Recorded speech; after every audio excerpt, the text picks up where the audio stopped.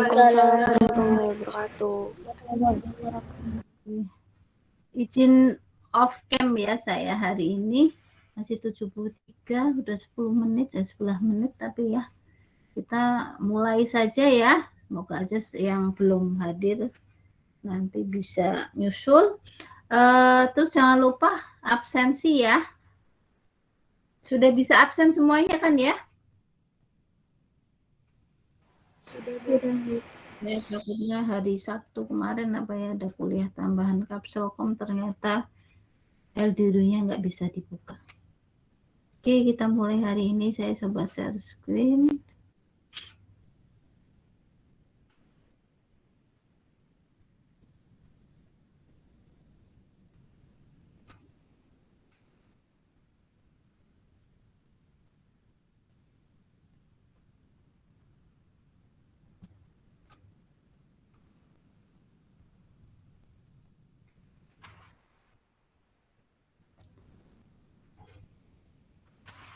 Bisa terlihat ya?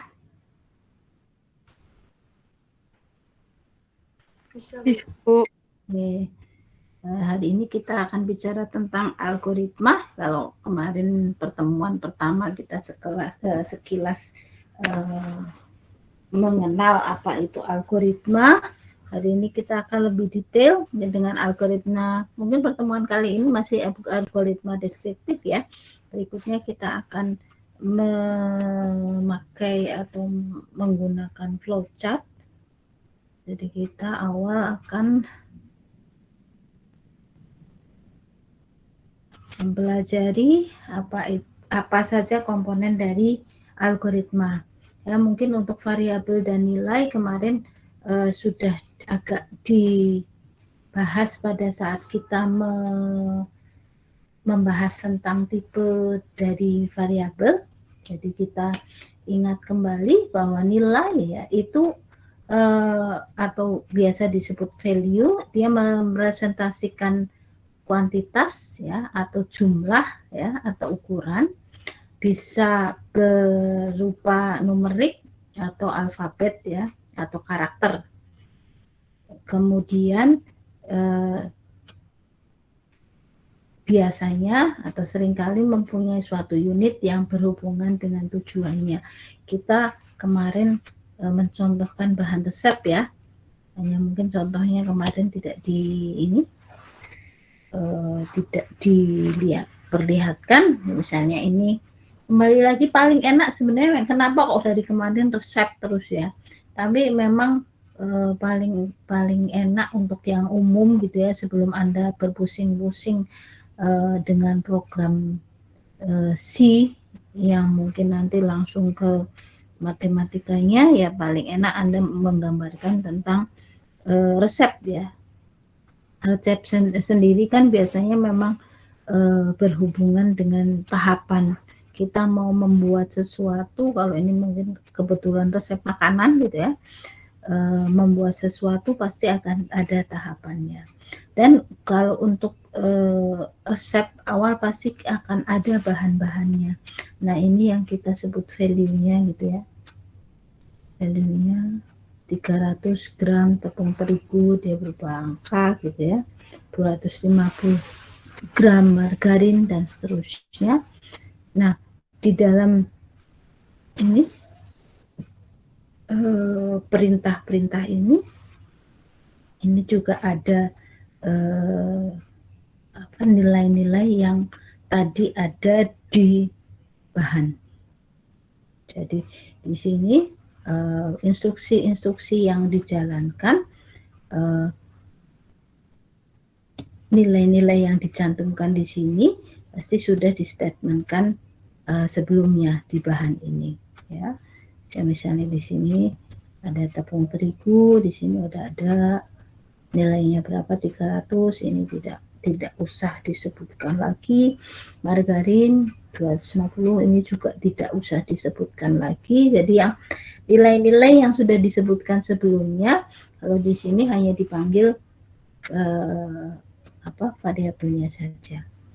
Nah kemudian ini juga value juga Ya, value-value ini belum disebutkan di sini, berarti disebutkan pada saat instruksi harus dikerjakan ya. Misalnya ini adonan di gelas tipis kira-kira 0,5 sentimeter. Jadi kita tahu bahwa adonannya yang setelah tadi dibuat ya, kemudian dijadikan tipis gitu ya, kira-kira 0,5 sentimeter dan seterusnya ya.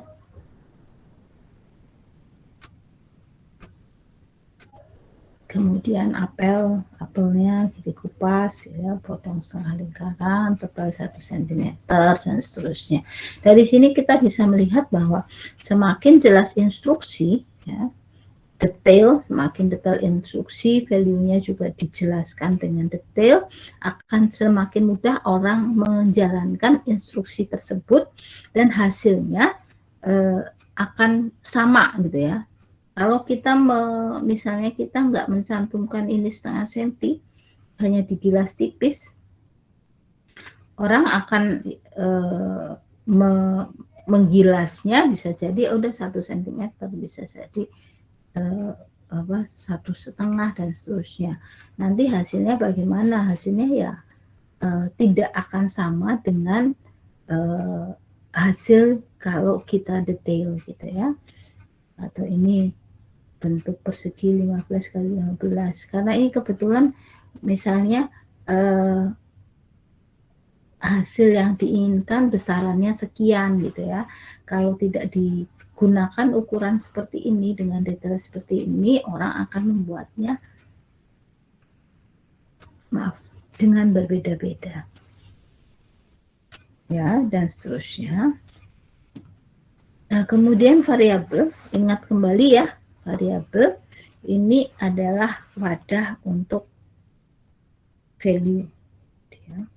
Misalnya ini wadah itu variabel itu biasanya dianalogikan ya dengan toples gitu ya, atau bisa jadi botol gitu ya. Yang jelas itu wadah, kontainer gitu ya. Nah, dari sini wadah tersebut ya bisa isinya ya bisa diisi berbagai macam yang sesuai dengan bentuk wadahnya. Jadi di variabel harus dibatasi gitu ya. Ini juga ingat kembali kemarin, karena kalau tidak dibatasi kita juga akan salah memasukkannya. Sama seperti ini ya, kalau kita tidak membatasi ini misalnya ini untuk kue ya, untuk kue. Di sini di toples ini bisa juga dimasuki garam, bisa juga dimasuki gula. Tapi sebenarnya di sini harusnya wadahnya adalah wadah untuk kue. Jadi walaupun bisa dimasukkan, tapi itu tidak pas juga. Nah, ini yang harus Anda perhatikan. Kenapa kemudian variabel tersebut, kayak kemarin ya, variabelnya tipenya karakter, variabelnya tipenya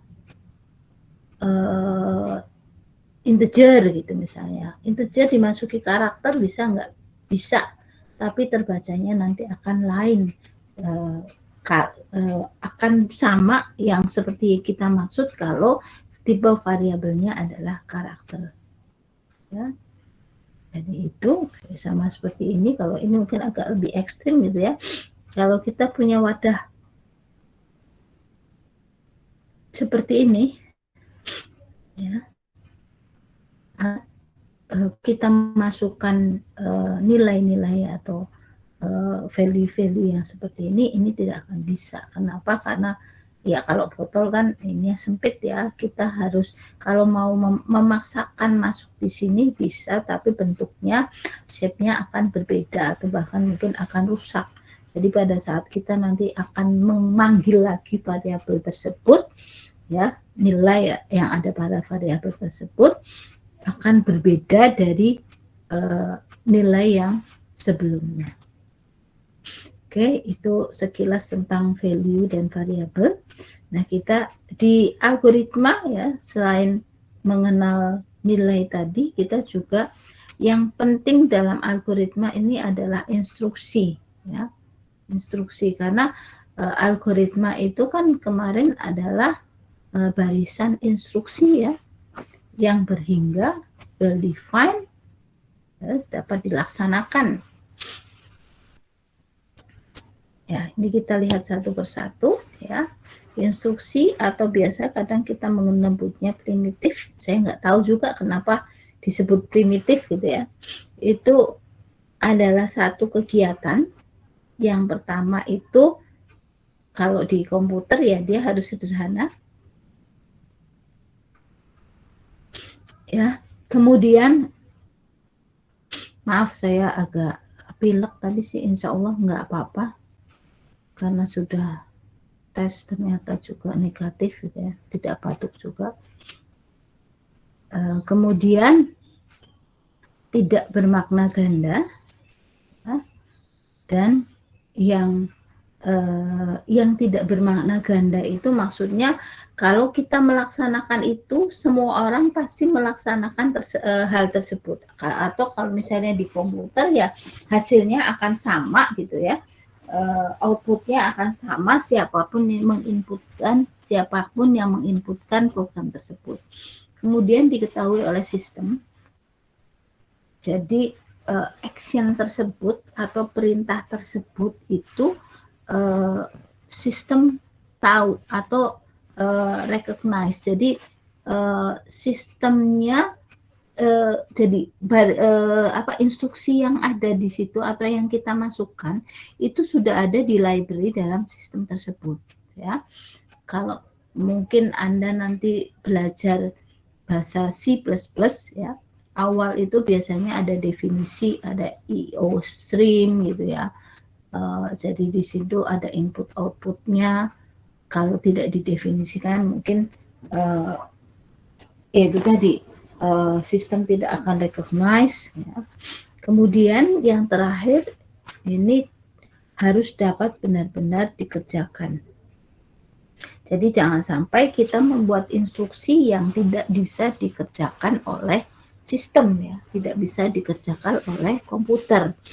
Nah kalau misalnya kayak tadi gitu ya, kalau kita andaikan ini komputer bisa ya, jangan sampai ada instruksi ini yang kita sebut instruksi ya, campurkan, digilas, dikupas, dipotong gitu ya. Instruksi-instruksi ini ada dalam library di komputer tersebut.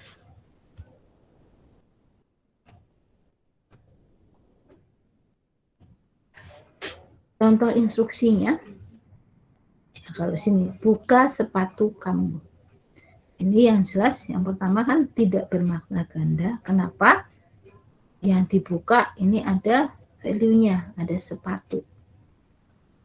Ya, kalau misalnya buka kamu, apa? Subjeknya kita nggak tahu, gitu ya. Itu yang masih yang kita sebut bisa jadi dia bermakna ganda. Sederhana, iya sederhana, karena hanya buka, gitu ya. Kemudian dia bisa benar-benar dikerjakan tidak, gitu ya. Misalnya Anda menginstruksikan itu pada orang yang mempunyai orang yang misalnya tidak bisa menggerakkan kaki atau tangan, maka instruksi ini tidak bisa dikerjakan. Jadi kalau Anda mau menginstruksikan sesuatu, Anda harus melihat juga ya, kayak tadi ya, Anda melihat library atau mengetahui perintah-perintah apa saja yang bisa dikerjakan oleh komputer. Kemudian hitung sampai 10 ya. Ini juga dia sederhana ya, sudah menghitung sampai 10 ya. Jadi kalau ini sebenarnya belum sederhana juga ya, dari mana sampai mana. Kalau sistemnya memang integer yang non-negatif integer, berarti dari 0, 1, 2, 3. Dari awal kan biasanya sudah distatementkan ya, di atas ya, yang kayak ini tadi. Ini gitu ya. Itu tipe variabelnya apa gitu ya.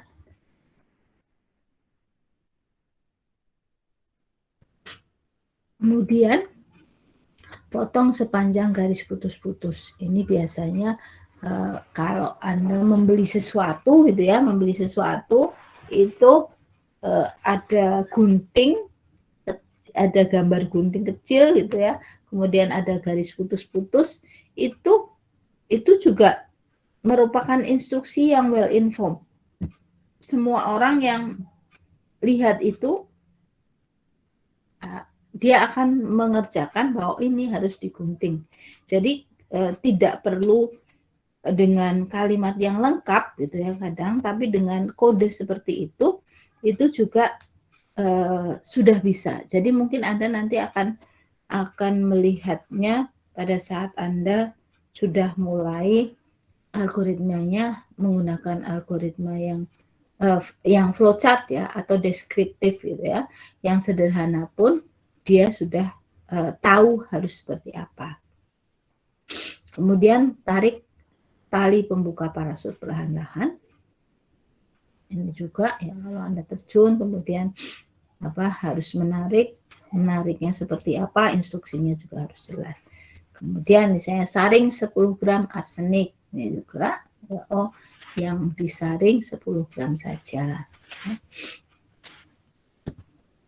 Nah, yang perlu Anda perhatikan apabila Anda mengaplikasikan instruksi di program ya, bahwa instruksi itu hanya dapat diaplikasikan pada tipe atau variabel tertentu. Kayak misalnya pada penambahan operator tambah, bagi, kurang dan sebagainya itu hanya bisa diaplikasikan di tipe-tipe integer atau float yang kayak kemarin ya. Sama seperti ini, kalau misalnya instruksinya adalah cut atau potong ya, Anda bisa nggak di sini? Bisa gitu ya. Anda bisa potong ini, tapi tidak pas. Artinya ya salah kalau instruksinya, instruksi potong Anda gunakan di sini. Ya. Kalau di sayuran gimana instruksi potong? Bisa. Jadi nilai atau misalnya ini variabelnya adalah sayuran. Nilainya apa? Ada bawang bombay, ada wortel, ada brokoli gitu ya. Tapi ini tidak bisa ya, instruksi ini tidak bisa kita terapkan pada ini boneka, botol gitu ya, gelas dan seterusnya. Ini tidak pas. Kenapa? Kalau dipotong gimana? Dipotongnya pecah gitu ya. Ini akan merusak dari nilai dari variabel-variabel tersebut. Nah, kemudian sebentar saya ambil minum dulu ya.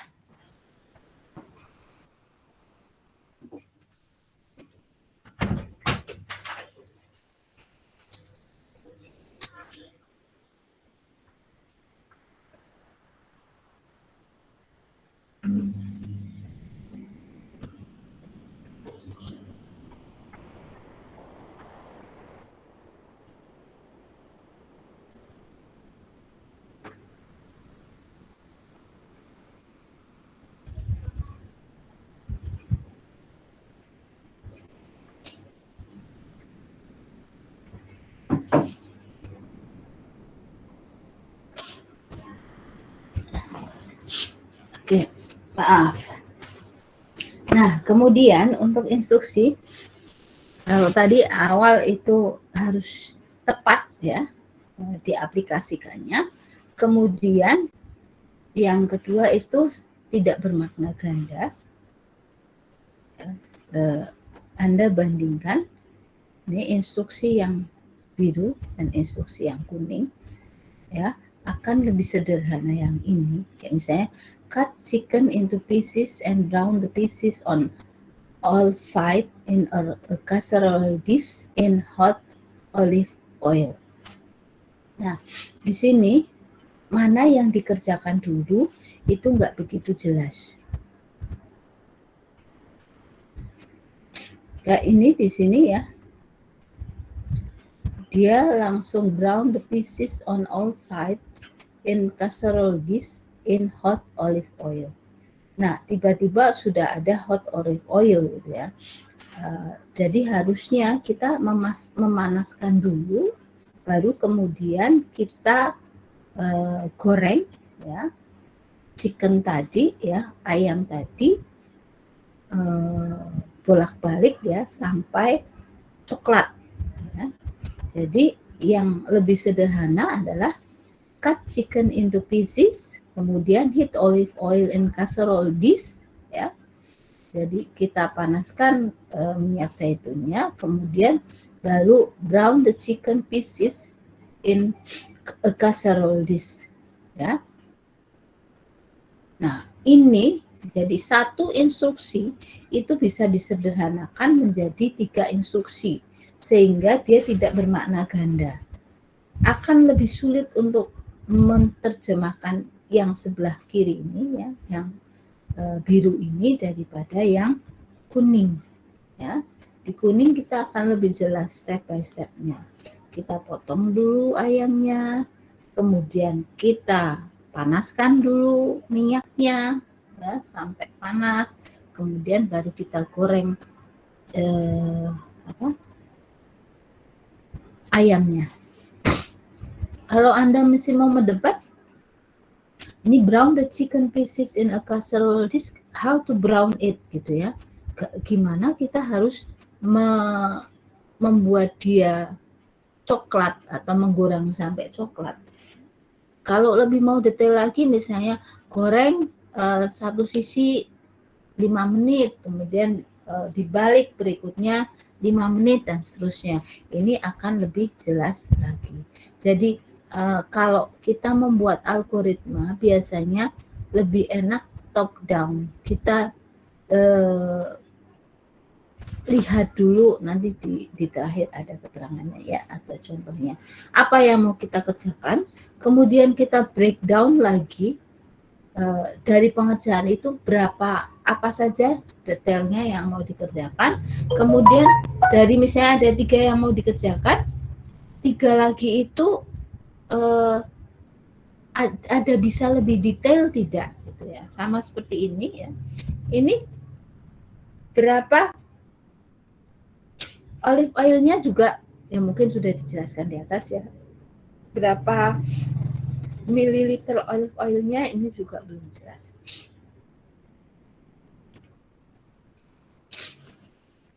Nah ini ya, ini merupakan barisan instruksi yang lebih sederhana daripada yang sebelah sini. Jadi kita akan lebih memilih ya barisan instruksi yang sederhana ya, yang tidak bermakna ganda.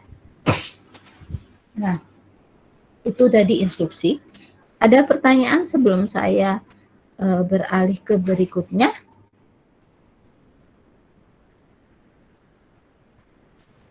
Kalau tidak ada pertanyaan, saya lanjutkan. Ada yang kita sebut barisan atau sequence, kalau istilah yang umum di algoritma itu sequence ya. Ini merupakan deretan instruksi ya. Kemudian dia dijalankan satu persatu berurutan dan tanpa keraguan-raguan atau pertanyaan. Jadi di sini untuk algoritma biasanya kita mengurutkannya atau menjalankannya dari atas ke bawah, tidak lompat-lompat kecuali diminta untuk melompat. Nanti Anda kenal tentang decision gitu ya, kemudian ada pengulangan, itu bisa melompat-lompat. Ini nanti kita lihat satu persatu. Nah, contoh barisan, kita akan memasak gourmet meal. Oh, itu gourmet meal. Ya biar Anda tahu aja ya. Tapi saya rasa Anda sudah lebih tahu daripada saya ya. Gourmet meal itu biasanya makanan dingin, kadang beku gitu ya, yang siap saji. Kita hanya mengeluarkan dari freezer, kemudian kita masukkan ke microwave, atau kita panggang juga bisa. Yang jelas kita defrost tapi sudah langsung matang. Nah, ini contoh barisannya ya. Yang pertama kita buka pintu freezer, kita ambil gourmet meal-nya, kita tutup lagi pintu freezer, kita buka pintu microwave, kita letakkan gourmet meal kita pada korselnya gitu ya. Kemudian kita tutup microwave, atur microwave pada suhu tinggi selama 5 menit. Kemudian nyalakan microwave ya, tunggu 5 menit lagi. Kemudian buka pintu microwave, keluarkan gourmet meal-nya, kemudian tutup pintu microwave. Dari situ bisa kita makan. Nah, ini bisa kita lihat, kita tidak bisa melompat-lompat gitu ya. Ini urutan yang terstruktur, kita bisa mungkin bisa sih kalau misalnya ini buka tutup pintu freezer, kemudian buka pintu microwave sama-sama terbuka gitu ya. Tapi yang jelas itu tidak akan terstruktur gitu ya. Yang paling efektif adalah yaitu tadi kita kalau komputer itu tidak bisa multitasking ya. Artinya semua pekerjaan itu dikerjakan satu persatu. Jadi ini kita andaikan kita mau memerintah komputer gitu ya untuk mengerjakan sesuatu, yang perlu kita ingat itu bahwa komputer itu tidak bisa multitasking.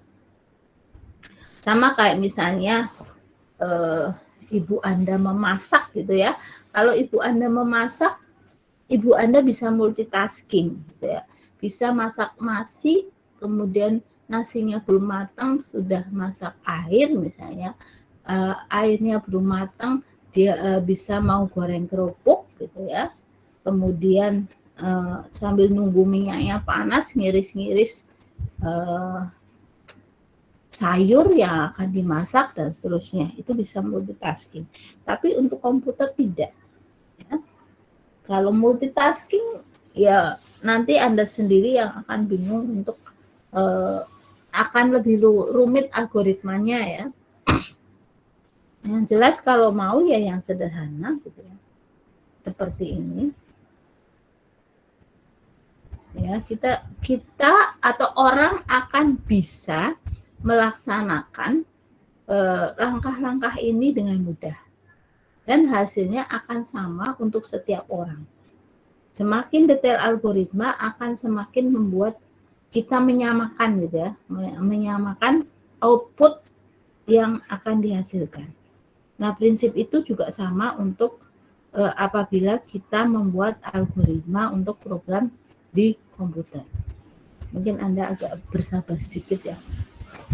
Kok nggak nyampe-nyampe gitu ya. Nah, kemudian dari barisan instruksi tadi kita juga mengenal prosedur.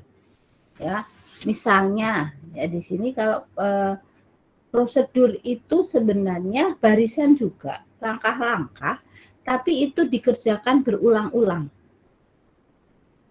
Contoh ini Anda ya, mengemudi ke kampus. Ya, ini merupakan penamaan dari prosedur. Nah, kenapa kok ini harus dibuat prosedur? Kenapa? Karena kalau misalnya kebetulan ini online lagi ya. Ya, sayang sekali juga 2 minggu ini harus online lagi. Karena memang peraturannya seperti itu. Tapi tak apa ya. Semoga dengan online ini kita tetap masih bisa belajar. Walaupun saya nggak menjamin juga ya. Anda bisa belajar dengan optimal dengan online yang seperti ini. Ya karena saya punya anak juga yang sekarang berarti semester 4 ya. Ada yang semester 6 dan semester 4. Itu juga ya tadi saya merasakan nggak efektif ya. Kayak seperti ini saya juga pasrah aja dengan misalnya ditinggal tidur oleh Anda gitu ya, atau Anda sambil sarapan, Anda sambil bahkan mungkin sambil main game gitu ya, nanti aja lah lihat PowerPoint-nya aja. Ya. Bahkan kadang kalau dosen mungkin ya udahlah dikasih PowerPoint-nya aja. Tapi ya nggak bisa begitu juga, karena kalau dosen ya kepinginnya Anda tahu, Anda menguasai. Jadi pada saat nanti Anda terakhir kuliah atau sudah lulus itu ilmu ini gitu ya benar-benar ada manfaatnya walaupun sedikit. Saya ngaca lagi ke anak saya ya. Jadi kadang apalagi kalau jam 7 seperti ini, seringkali kalau sekarang dia udah ke Jogja ya, udah mencoba ngekos karena kemarin katanya mau online, tapi ternyata sama juga UGM masih tetap offline, UGM masih tetap online. Saya belum tanya juga untuk minggu ini sudah mulai offline belum, karena 2 minggu kemarin sama ya, malah berarti sudah 3 minggu karena UGM mulai 1 minggu lebih awal. Itu biasanya seringkali yaitu dia buka kamera, buka Zoom, Jimit ya, kemudian dia tinggal tidur di depan Jimitnya. Jadi kadang saya juga membayangkan saya ngomong sendiri, kemudian Anda semuanya meninggalkan saya gitu ya. Tapi nggak apa-apa lah, itu lucu-lucuan. Ya insya Allah paling tidak dosen sudah berusaha untuk menyampaikan materi informatif mungkin ya, dengan segala keterbatasan yang ada. Nah, kenapa tadi kembali ke sini ya?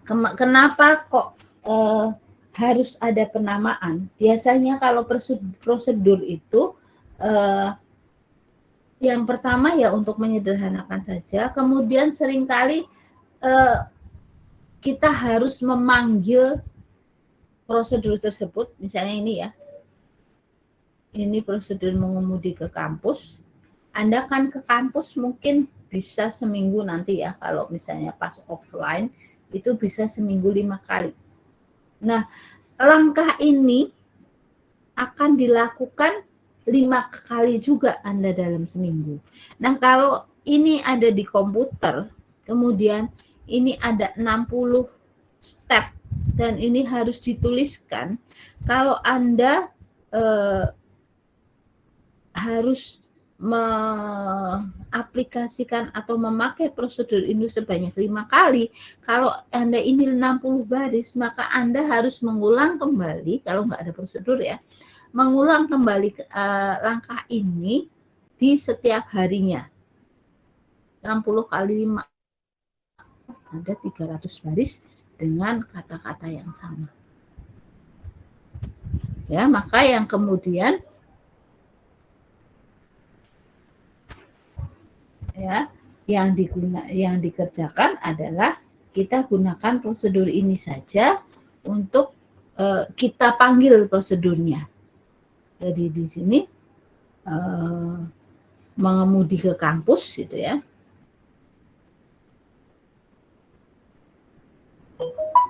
Yang kemudian dia akan dilaksanakan atau dikerjakan setiap hari. Ya. Kemudian ini juga prosedur juga gitu ya. Biasanya karena ini mungkin panjang ya, maka untuk agar main programnya itu lebih pendek, kemudian kesalahan-kesalahan itu kita tidak perlu harus ke ini juga, ini masih prosedur lagi ya, tidak harus melihat satu persatu, tapi hanya melihat di prosedurnya saja, prosedur tertentu. Ya, jadi gini, kalau kita buat program ya, kita memang lebih enak membagi-bagi program tersebut dalam prosedur-prosedur. Jadi kita bisa hanya memanggil prosedur tersebut dalam main program. Nah, tujuannya apa? Yang pertama tadi kita lebih menghemat. Ya, kalau misalnya prosedur itu dikerjakan berkali-kali di dalam satu program. Yang kedua, kita lebih mudah untuk mendeteksi kesalahan. Kalau kita tidak membuat prosedur, kita mengetik semuanya dalam main program tadi, ya, maka kita harus melihat satu persatu kalau ada kesalahan. Mana yang salah, misalnya dari 1000 line gitu ya, Anda harus, kalau bahasa Jawa bilang, metani satu-satu, melihat satu-satu. Nah, kalau di sini, ya, kalau kita menggunakan prosedur, kita hanya, kesalahan misalnya, kesalahan itu hanya di kegiatan hari Senin. Kita hanya tinggal membuka prosedur di hari Senin. Ya, jadi misalnya dari 1000 line yang harus kita periksa, ya. Kalau itu dibagi 7 mungkin hanya 100-an sekian gitu ya, 125, 130, apakah mungkin 150 line yang kita barisan perintah yang kita teliti, ya. Jadi untuk enaknya memang kita daripada membuat programnya secara keseluruhan, membagi-baginya menjadi prosedur-prosedur. Tapi itu untuk program yang banyak ya. Kalau untuk yang sederhana ya tidak usah, nggak apa-apa. Kita nggak perlu banyak menggunakan prosedur. Tapi semakin rumit program akan semakin memudahkan kita kalau kita menggunakan prosedur. Nah, untuk ini prosedur itu ada beberapa yang menggunakan kata-kata selain prosedur. Yang pertama misalnya ada subrutin. Subrutin itu juga prosedur juga. Terus modul, untuk makro Excel kita biasanya menggunakan modul sama function gitu ya. Ini kata lain dari prosedur itu gitu ya. Tapi sebenarnya secara umum kadang prosedur ya dengan function itu agak dibedakan fungsinya, ya. Sama-sama dia menyimpan langkah-langkah, tapi kalau function biasanya dia akan mengembalikan nilai. Jadi menghasilkan sesuatu nilai. Misalnya functionnya menghitung luas lingkaran, maka outputnya adalah luas lingkarannya berapa. Nah, kalau yang ini tadi prosedur, karena dia tidak mengembalikan suatu nilai, tidak menghasilkan apapun. Karena isinya hanya langkah-langkah. Kemudian dalam prosedur biasanya kita menggunakan kurung buka dan kurung tutup.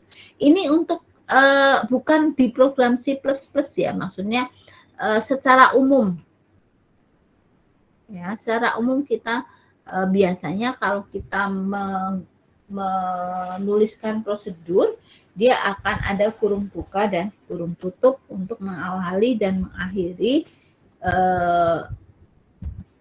prosedur tersebut. Jadi kita tahu bahwa ini berawal dari sini, berakhir sampai sini. Nanti kita bisa tidak di prosedur di sini sih. Nanti kita akan bisa melihat bahwa ternyata penting untuk membuat ada kurung buka dan kurung tutup.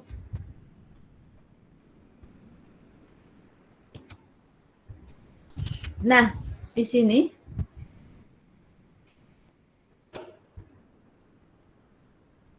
selain untuk membuat prosedur, kita juga bisa memanggil prosedur tersebut. Jadi kalau kita mau menggunakan prosedur tersebut, maka kita harus bisa memanggil prosedurnya. Bagaimana caranya? Ya kita memanggil atau kita mengetikkan nama prosedur tersebut seperti ini. Ini pemanggilan prosedur. Isinya apa ya? Isinya seperti tadi ya. Ini. Ya.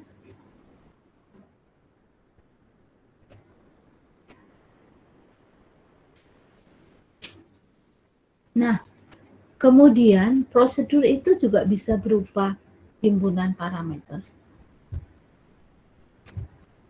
Ya. Misalnya ini, Ini ada prosedur customer service. Ya, prosedurnya adalah say selamat waktunya. Ini akan diinputkan pada saat kita memanggil prosedur tersebut. Kemudian say lagi nama saya, namaku. Say lagi ada yang bisa saya bantu. Nah, misalnya kita memanggil nih, kita memanggil prosedur customer service.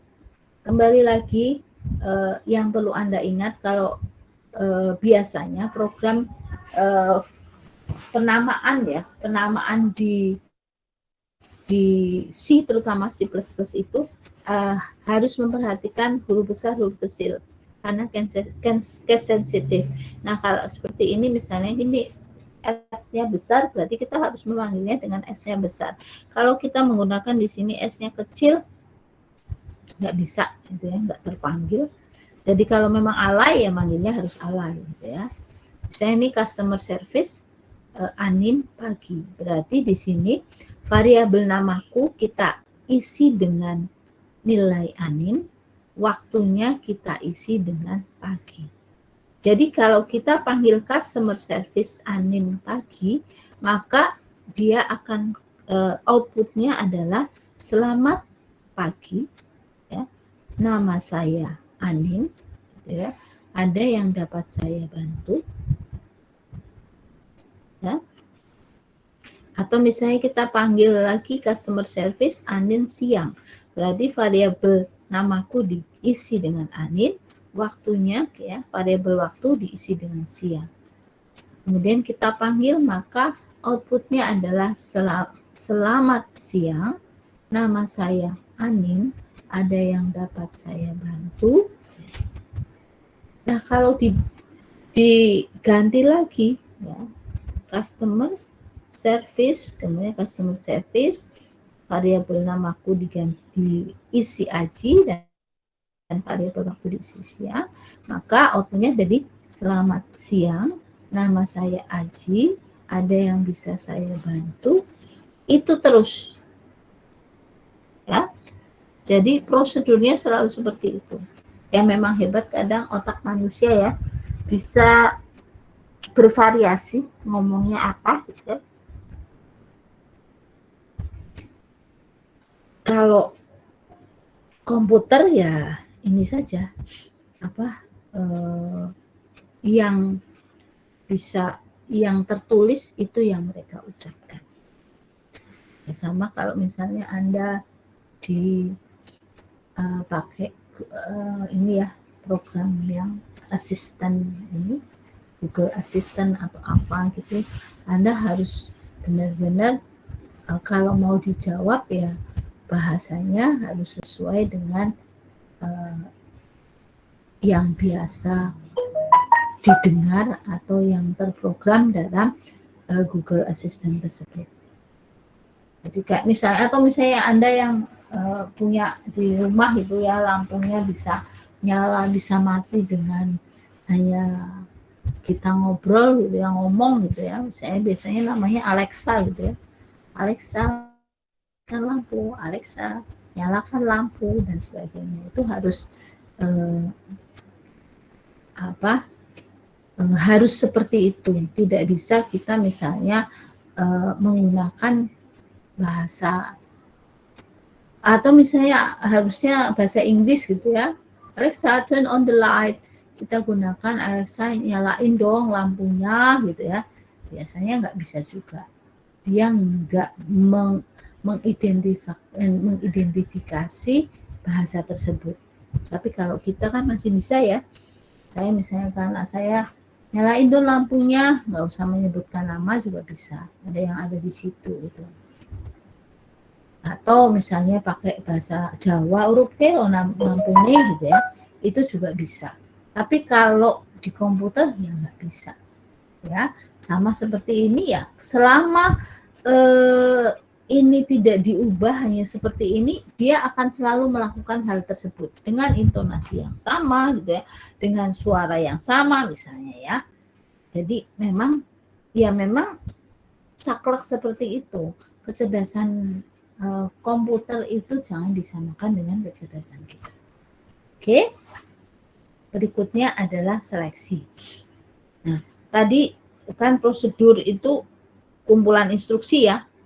Nah, seleksi juga hanya dia ada memutuskan sesuatu. Nah, kalau di komputer itu basicnya hanya dua sebenarnya, iya dan tidak. Jadi seleksinya atau pilihannya ya hanya dua. Kalau banyak gimana? Ya biasanya nanti habis ini milih lagi, ya enggak, habis ini milih lagi ya. Di bawah. Jadi di sini untuk seleksi itu adalah instruksi yang memutuskan barisan mana ya dari dua buah barisan yang akan dijalankan. Keputusannya berdasarkan kondisi tunggal, ya, benar atau salah dan tidak dua-duanya. Kalau Anda belajar logika gitu ya, hanya true or false, benar atau salah ya. Contohnya ini misalnya kita algoritma untuk memperbaiki mobil. Ya, misalnya if mesin mogok, dan cek bahan bakar, cek busi, cek karburator, ya, else cek distributor dan cek oil. Nah, misalnya ya, if mesin mogok ada dua ya. Kalau iya berarti ini ya, kalau tidak berarti ini. Jadi kondisinya itu harus benar atau salah. Kalau benar berarti yang kita lakukan adalah ini. Jika mesin mogok, apakah iya atau tidak? Iya. Jika iya, maka kita gunakan ini. Jika tidak, maka kita gunakan yang bawah. Ya. Ini mungkin biasanya sambil sekalian deh ya. Jangan pakai merah.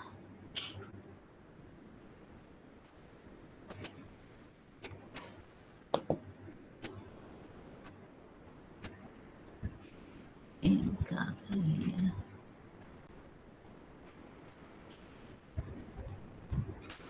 Biasanya kalau di kemarin kan sudah saya jelaskan ya,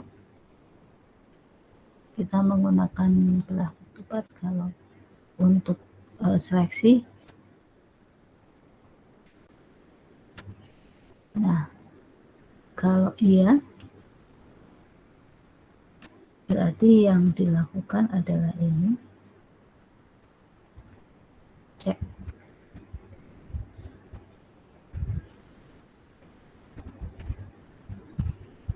agak alay ya, kemudian cek busi,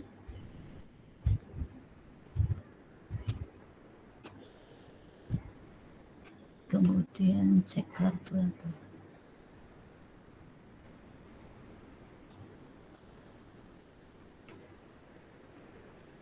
Anggap saja ininya ya. Habis itu berarti ya. Nah, kalau tidak, bagaimana kalau tidak? Tidak ya. Yang dilakukan adalah cek distributor.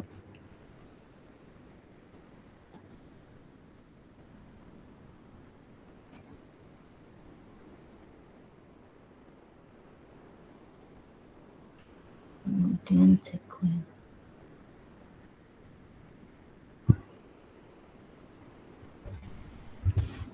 Ini kemana? Ini ke bawah sini. Nah, ini flowchartnya ya. Sambil saya kenalkan sekalian flowchartnya. Kalau kita menggunakan seleksi, berarti lambangnya ini. Nah, kalau untuk ini adalah prosedur ya.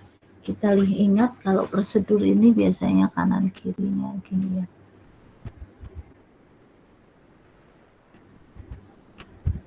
Ini bukan instruksi penuh, ya, ini adalah prosedur.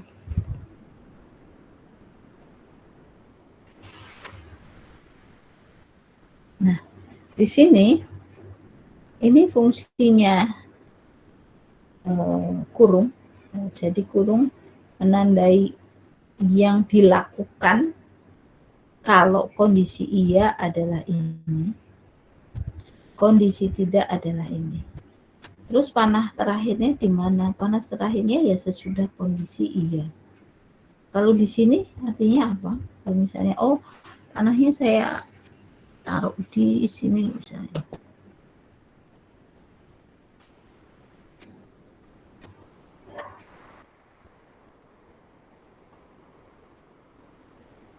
Oh, misalnya saya taruh di sini. Ini artinya apa? Berarti di sini kalau kita tadi mesin mogok tidak, berarti kita akan melakukan dua ini, tapi kemudian setelah itu kita akan melakukan ini.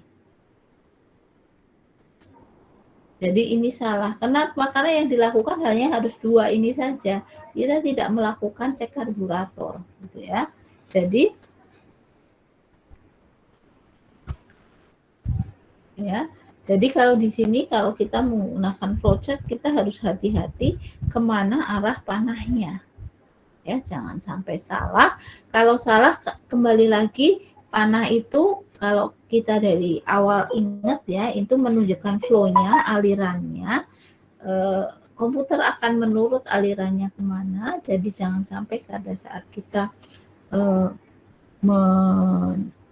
menulis algoritma atau menggambar flowchart kita salah alirannya.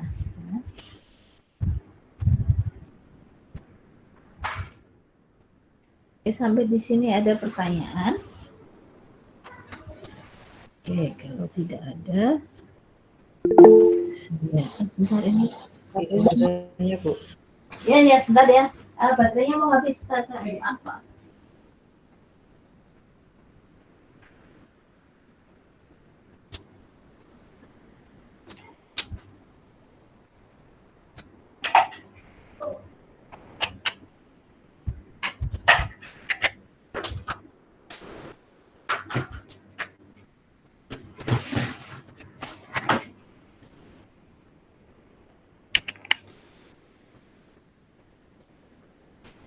Ya, silahkan.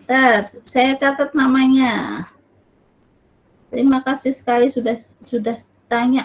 Saya tuh paling senang kalau ada yang nanya.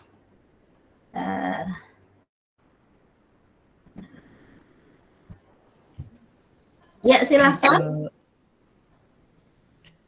Sebelumnya izin bertanya, Bu. Saya Naufal Amiruddin dari dengan NIM 013 dari angkatan 2021. NIM-nya berapa? 013. Ya. Gimana? Ya. Untuk kurungnya itu kurung kurawal apa kurung bebas ya, Bu? Soalnya Ibu tadi kan bilangnya kurung biasa gitu kan. Terus untuk kurungnya itu memang harus ditempatkan di baris yang berbeda dengan prosedurnya apa bagaimana, Bu? Oke. Nah, untuk kurung ya, kurung untuk biasanya ini kebiasaan ya, karena ini algoritma, biasanya kita menggunakan kurung kurawal. Dan banyak juga digunakan kurung kurawal. Tapi kalau misalnya Anda, kalau untuk algoritma ya, masih deskriptif seperti ini, kalau Anda gunakan kurung biasa, nggak apa-apa juga.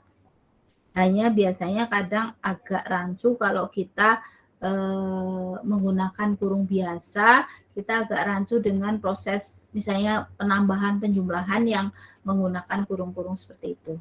Tapi secara umum biasanya kita menggunakan kurung kurawal ini. Oke, ya kalau ini biasanya menggunakan kurung buka, kurung tutup seperti ini. Kemudian tadi apa gimana? Yang mana Naufal? Yang prosedur? Untuk iya, untuk kurungnya itu harus berbeda dengan baris barisnya itu harus dipisahkan apa bagaimana, Bu? Oh, yang ini sama ini? Enggak. Iya. Misalnya Enggak. ini mau di sini ya, C-nya mau di sini, di atas ini gitu ya. Iya, boleh, nggak apa-apa. Baik, Bu. Terima kasih. Ya, sama-sama. Terima kasih. Ada pertanyaan sebelum ke selanjutnya? Untuk flowchart? Nggak ada yang tanya. Nanti kita ini lagi sih. Oke, kalau tidak ada yang bertanya, saya lanjutkan. Saya lega, berarti ada yang mendengarkan saya. Nah, sekarang ya, kita menggunakan atau kita akan membuat algoritma untuk menghitung kebalikan dari suatu bilangan. Ya, dan kita contohkan kebalikan dari 2 itu adalah setengah, gitu ya. Kemudian kebalikan dari min 3/4 itu 1/min3/4 atau min 4/3. Kemudian dari kebalikan dari 0 itu tidak terdefinisi. Nah, kita kalau kayak gini, ini kita bisa melihat ada kekhususan ya pada saat kita akan membuat algoritma. Kan kita belajar dari case dulu ya, masalah kita apa gitu ya, kemudian kita mengidentifikasi ya step-step yang kayak di bab 1 kemarin ya. Nah, di sini ada satu kondisi yang berbeda dengan kondisi yang pertama dan kedua ini. Kalau tadi kan, kalau ini berarti cuma 1 per nilainya apa. Ini kan juga 1 per nilainya apa. Nah, pada saat 0 kan 1/0 memang tidak terdefinisi ya. Jadi kita harus mengkhususkan ini. Akibatnya apa? Berarti kita harus menggunakan seleksi. Misalnya ini. Kita inputkan num. Num itu berarti variabel yang akan digunakan untuk mengisi atau sebagai wadah untuk nilai. Ya. Kemudian if 6 tidak sama dengan 0, maka then outputnya itu adalah 1/6. Ini berarti langsung outputnya ya. Else berarti outputnya adalah infinite. Ini kata-kata ya, kita kemarin udah ini ya, kalau ada apa namanya karakter kita menggunakan tanda petik ya. Di sini numnya ini adalah variabel ya, yang value-nya kok jadi nggak pas ini ya. Yes.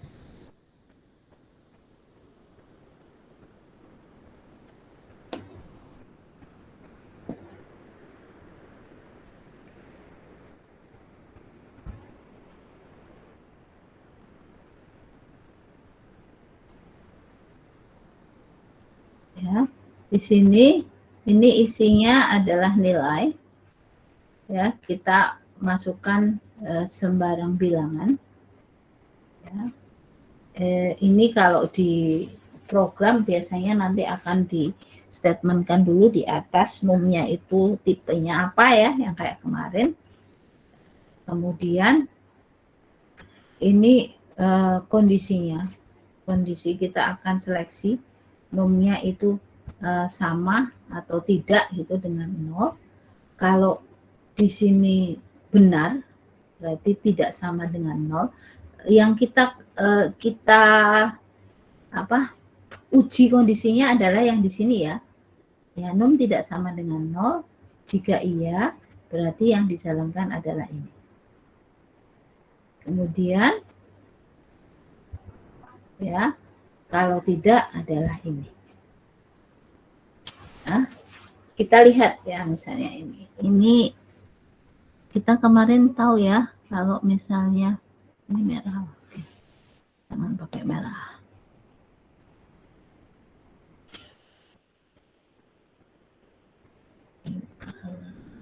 sekali-kali. Ini mulai ya, mulai kita biasanya pakai ini ya. Mulai bisa start itu boleh lah. Ya, kemudian di sini input num number. Kemarin ingat input pakainya ini gitu ya.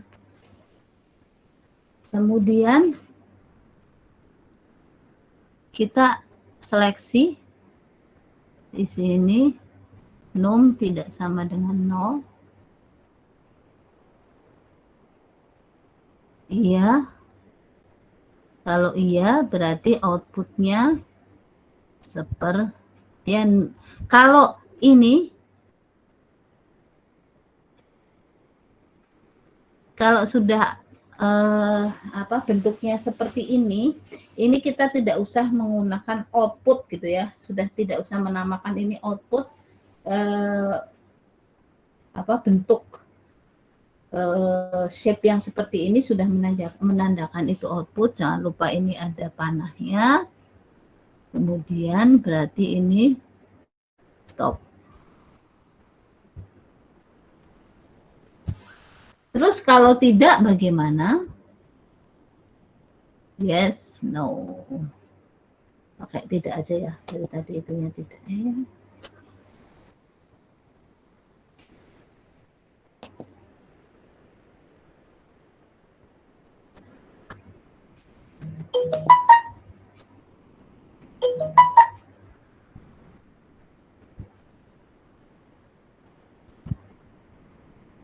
Ya, berarti dia akan mengeluarkan kata-kata ini salah, ini kecil lah.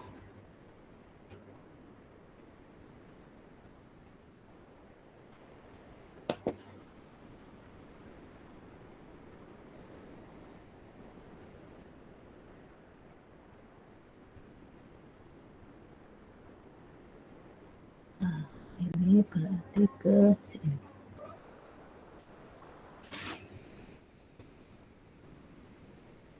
Ya, jadi kalau misalnya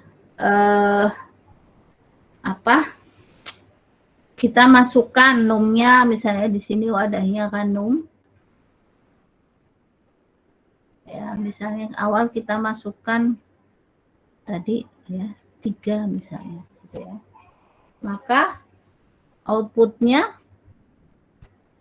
ini jadi 1/3 numnya. Kalau misalkan kita masukkan min setengah gitu ya, maka di sini outputnya akan min 1/2, atau di sini udah langsung min 2 ya.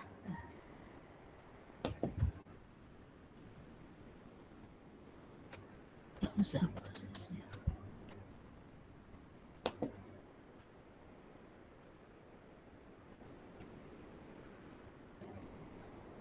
Kalau misalnya tadi isinya 0 ya, maka outputnya sini input ya. Input ini tulisan infinite. Oke. Sampai di sini ada pertanyaan?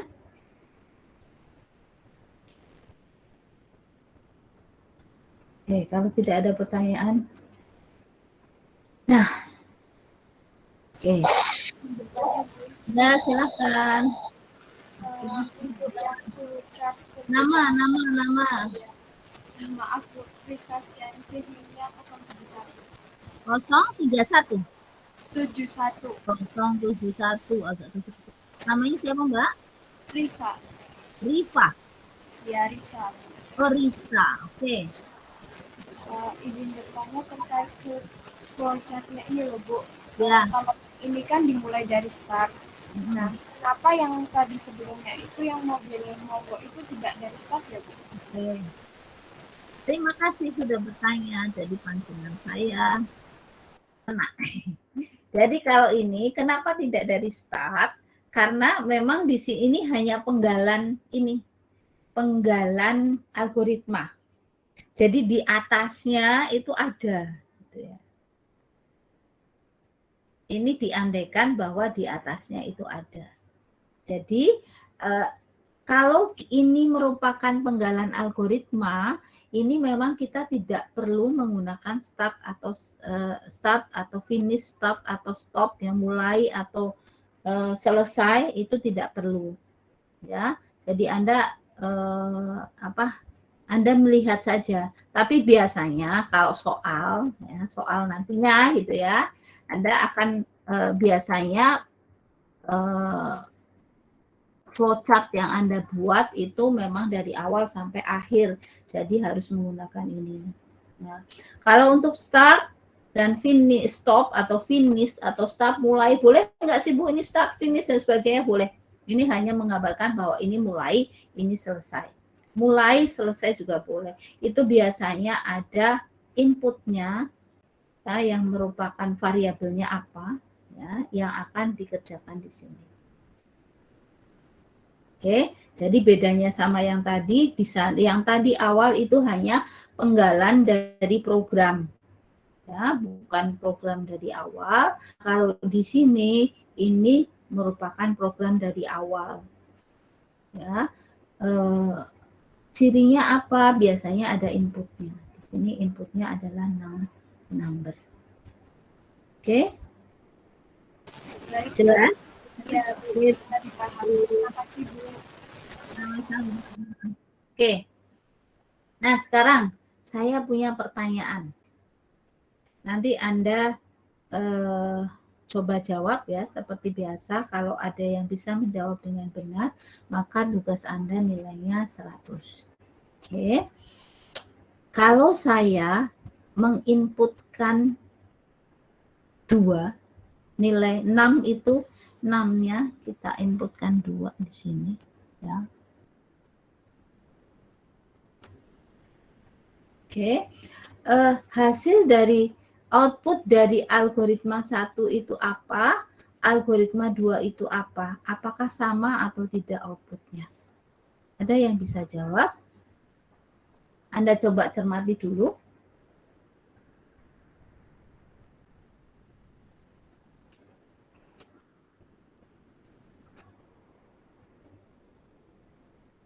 Salah tidak apa, hanya salah mungkin saya tidak akan ngasih nilai gitu ya. Tapi kalau benar, tugas Anda nilainya 100 dengan syarat Anda mengumpulkan tugas terus ya. Jangan sampai ada yang bolong.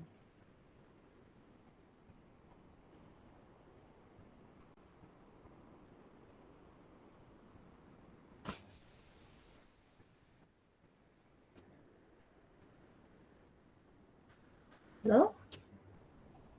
Saya kasih waktu berapa menit ya? 3 menit sampai jam 8. 2 menit aja sih sampai jam 8.20. Ada yang jawab tidak? Tidak apa salah?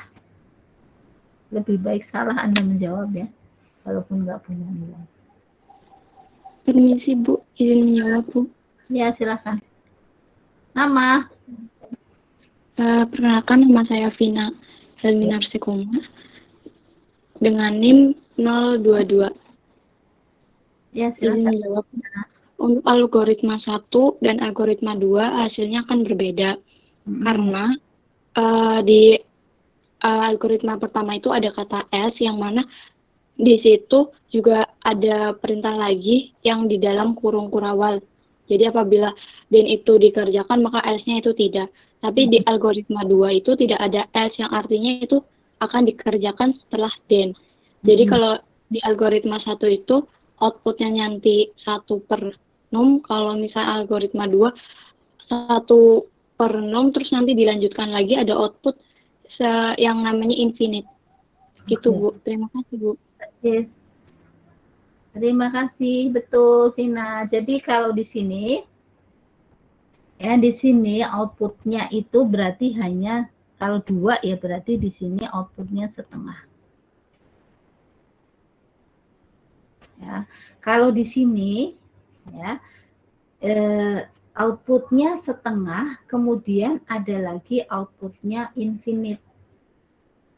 Jadi sama-sama dua, ini nanti ada dua output, yang satu itu output ya, output setengah, dan kemudian infinite. Ya, kenapa? Jadi kalau if ya, if kemudian ada else, berarti dia ada alternatif yang akan dikerjakan. Di sini tidak ada else, berarti ya tidak ada alternatif yang dikerjakan, dia akan mengerjakan baris berikutnya. Ini jadi di sini, ini merupakan barisan di luar if. Ya, yang perlu Anda Anda nanti cermati. Ya, kadang misalnya satu kayak gini ya, satu baris pun nanti saya akan jelaskan nanti lebih detail lagi ya. Ini tidak ada kurung kurawal nggak apa, tapi kalau else berarti hanya satu baris, yang dikerjakan hanya satu baris kalau tidak ada kurung buka kurung tutup. Tapi kalau ada kurung buka dan kurung tutup, itu akan dikerjakan selama kurungnya belum ditutup. Ya. Kalau misalnya ini mungkin, gini aja, saya perlihatkan ini ya, saya perlihatkan flowchart, flowchartnya kita bikin new slide.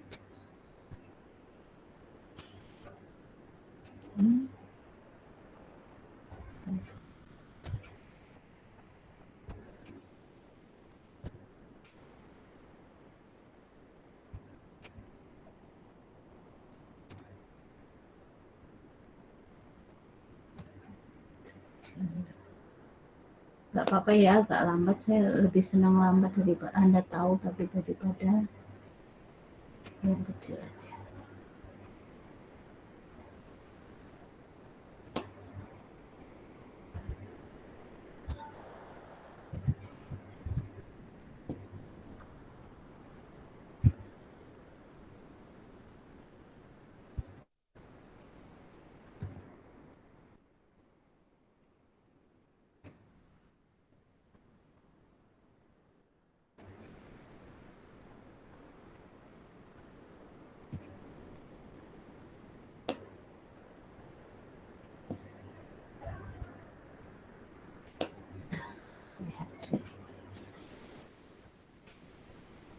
Yang pertama, nanti kan ada di sini, lebih kecil lagi aja kali ya, Anda bisa lihat lah, biar agak besaran flowchartnya.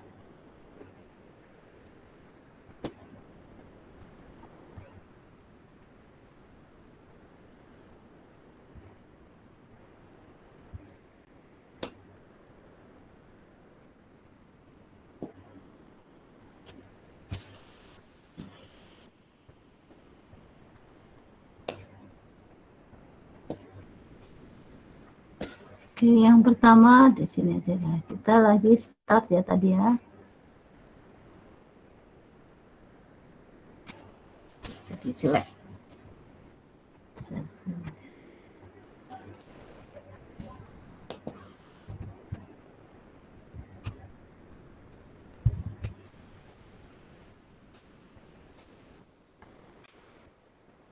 Ada merah. Apa-apa lah. Kemudian ada inputnya 6. Kemudian di sini 6 tidak sama dengan 0.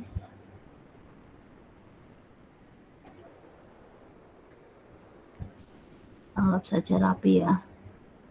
Outputnya 1/6.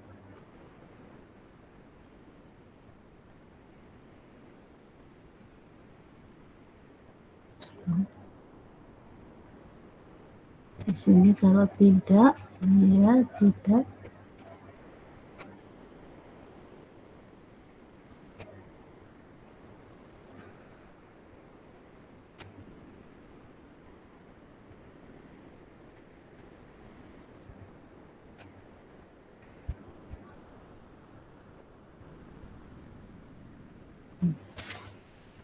Bedanya sama yang ini, saya ini start di sini.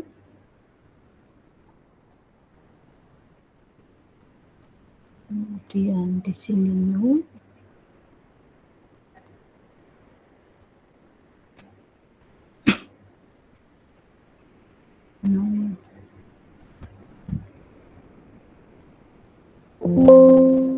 Astagfirullah. Dinyalakan.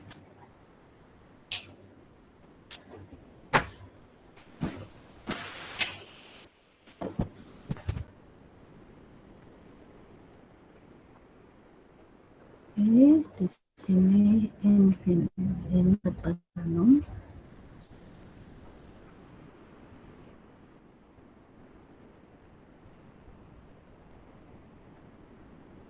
Ya, di sini tidak.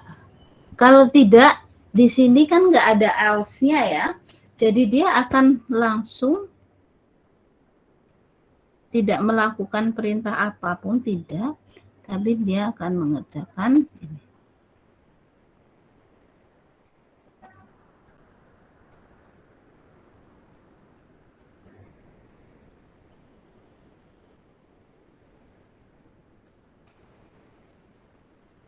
Ya, jadi bedanya tadi di sini yang ini dengan ini ya, seperti tadi yang kita katakan bahwa kalau kita menggunakan algoritma yang di sini, maka ya pada saat ada seleksi, yang pertama kalau syarat terpenuhi kita menggunakan seleksi perintah ya, mengerjakan perintah yang di bawah then. Kalau tidak terpenuhi berarti kita menggunakan yang di bawah else. Nah, kalau di sini ini tidak ada else-nya, yang artinya salah tidak ini algoritmanya? Tidak, kita bisa mengerjakan, tapi outputnya yang ini yang saya katakan dari awal kemarin, ada yang salah sintak atau semantik. Nah, kalau sintak error itu ada dalam penulisan program komputer kita. Kalau semantik error ada dalam ini struktur algoritma kita, atau nanti kalau di program ya penulisan program kita. Nah, di sini kalau misalkan yang Anda maksud adalah saya hanya akan mengeluarkan satu nilai saja. Tadi kan yang dari awal kita kan mau ini aja. Kalau ada nilainya berarti kebalikan. Kalau 0 berarti tidak terdefinisi, ya. Tapi pada saat di sini ya, yang harus hati-hati ini, kita kalau kita nilainya tidak sama dengan 0, maka outputnya akan 2. Ya. Kalau terpenuhi berarti ininya outputnya sepenuh, kemudian turun lagi ya. Ya.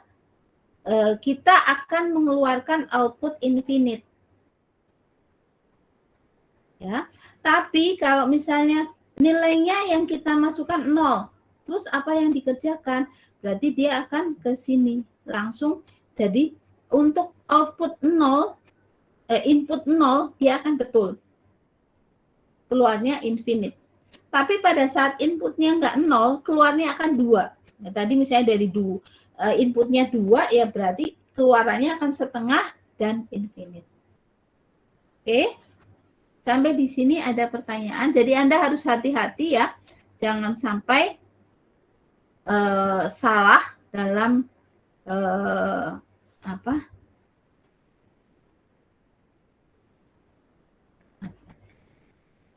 salah dalam membuat algoritmanya. Karena sebenarnya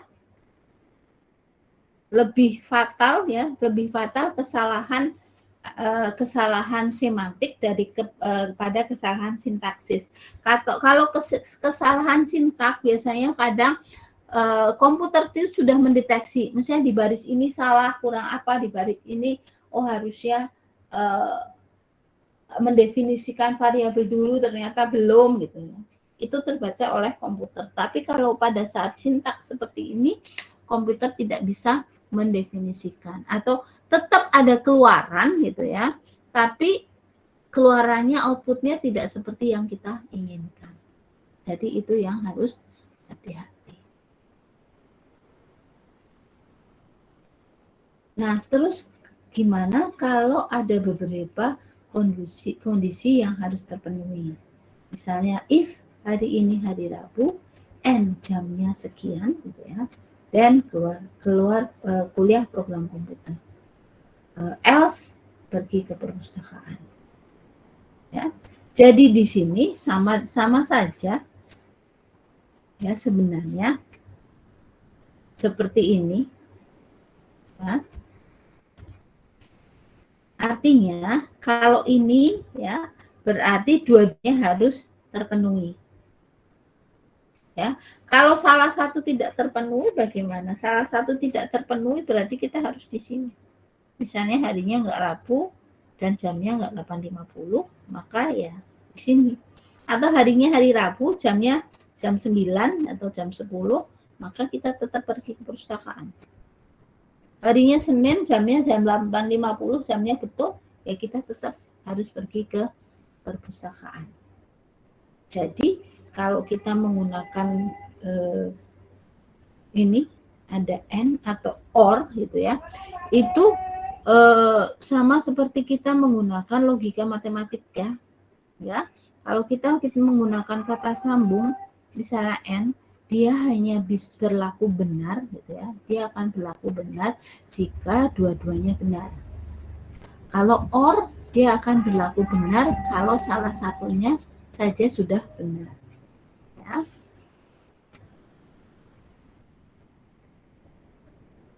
Jadi bisa seperti ini. Bisa satu-satu. Ini kita sebut nested selection, bersarang gitu ya. Jadi di if then masih ada if then lagi.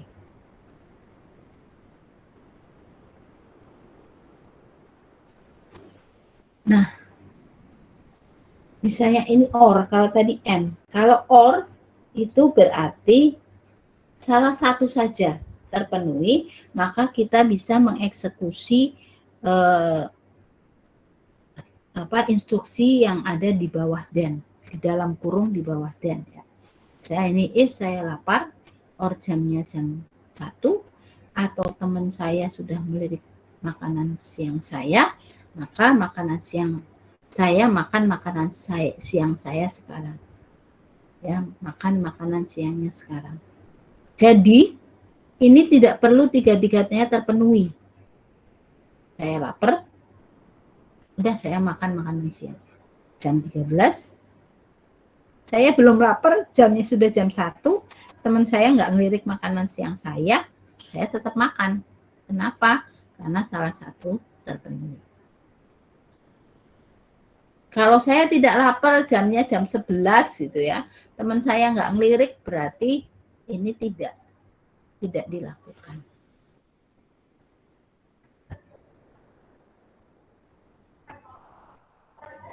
Ya, oke, ada pertanyaan lagi?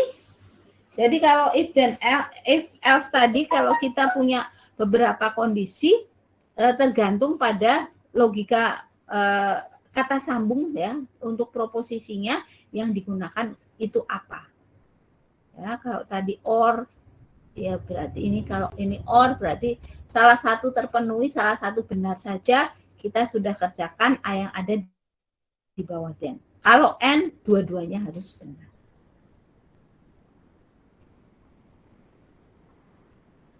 Oke, kayaknya ini jam berapa? Mungkin untuk pengulangan kita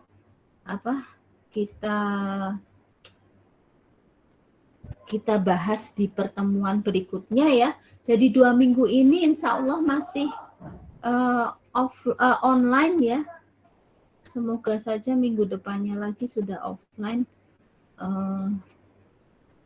Saya nggak tahu ya, bismillah aja lah ya, semuanya baik-baik saja, semakin membaik.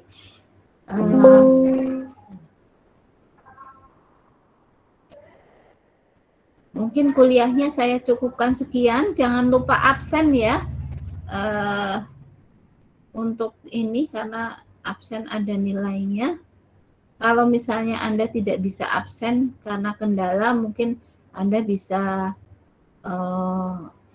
chat di WA group ini ya, WA group kita, tapi chatnya jangan sampai sudah melebihi jamnya. Ini 5 menit lagi selesai ya. Mungkin itu saja, saya coba untuk stop sharing. Nanti saya share screen-nya, share materinya di Eldiru. Ya, selamat pagi semuanya.